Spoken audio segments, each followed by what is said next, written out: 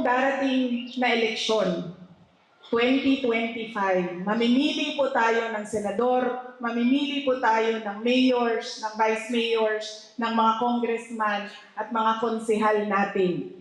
Meron po tayong dapat na 3 gawin para po magbago ang mukha ng ating pamahalaan at magbago ang mukha ng ating governance dito sa ating bayan. Una po ay yung paniningil natin bilang botante sa pangako ng mga politiko.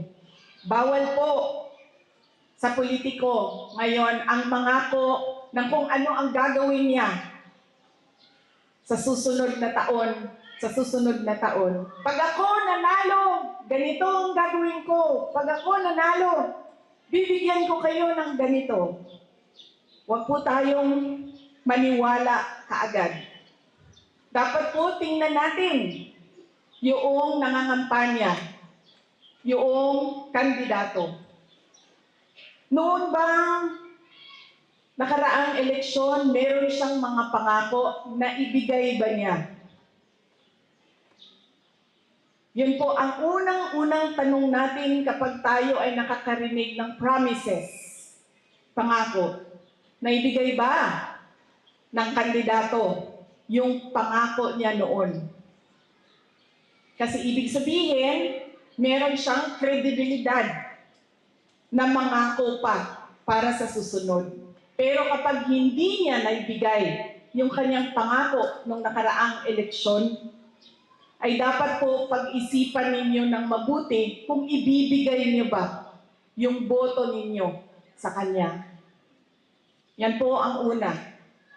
Pangalawa, nagiging legal na po ang vote buying sa ating bayan. Tinatago po nila sa pangalang ayuda. Tinatago nila sa pangalang AKAP-AX tupad ang kanilang pagbibili ng boto ng mga mamamayan. Magiging mas matindi pa ang ayuda na darating sa January, sa February, sa March, sa April, hanggang sa araw ng eleksyon. Dahil legal ang mamigay ng ayuda sa panahon ng election period. Dahil ipapa-exempt yan ng mga politiko. Sasabihin nila, ay naku, hindi pwedeng bawal ang pamimigay ng ayuda kasi kailangan yan ng mga tao. Ibibigay nila yan sa kanilang mga botante. Pero pag-isipan natin, tayong mga botante, bakit ko ba utang ito sa mga politiko? Pera ito ng bayan, hindi ito pera ng politiko.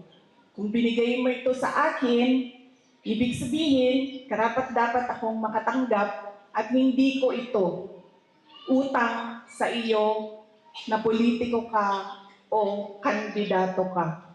Ibig sabihin, ito ay serbisyo ng gobyerno na dumaan lang sa iyo. At hindi ito utang na loob ko sa iyo na nagbigay ng ayuda.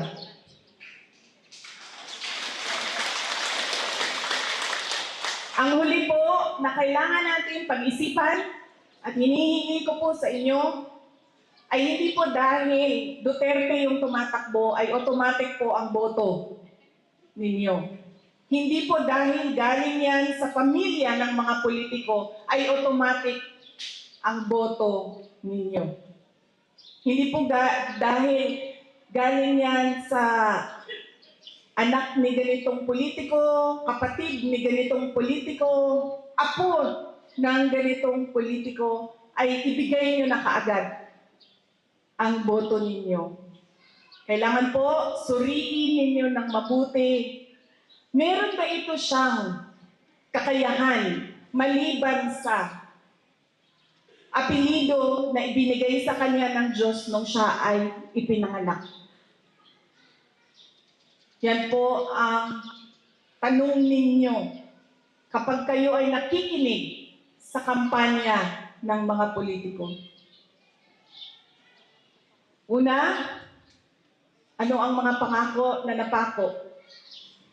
Pangalawa, hindi niyo utang na loob sa kanila ang ayuda. Pangatlo, hindi dahil anak yan ng politiko ay automatic ang boto ninyo. Yan po ang kailangan natin gawin para mabago natin ang mukha ng gobyerno at ng pamahalaan.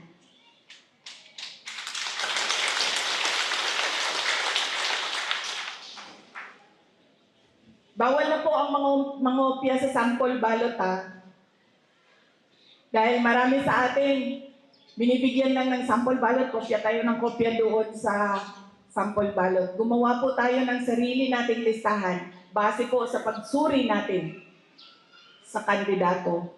Kailangan po, wala akong kakayahan na magsuri akong mag-isa. O di sige, kayong mga senior citizens na organisasyon, pag-usapan ninyo.